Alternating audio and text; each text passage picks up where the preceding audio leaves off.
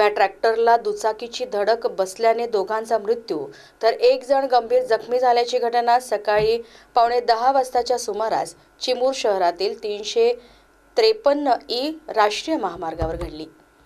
प्रथमेश मेश्राम प्रशांत शंभरकर असे मृतकाचे नाव आहे, तर उत्तम रामटेके असे गंभीर जखमी असलेल्या व्यक्तीचे नाव आहे। तर ट्रॅक्टर चालक उस्मान खां छोटू खां पठाण याला चिमूर पोलिसांनी ताब्यात घेतले आहे।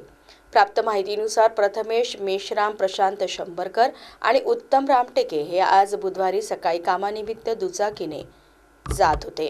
दरम्यान चिमूर नगर परिषदेचा घनकचरा वाहून नेणाऱ्या ट्रॅक्टर रोडवर उभा होता।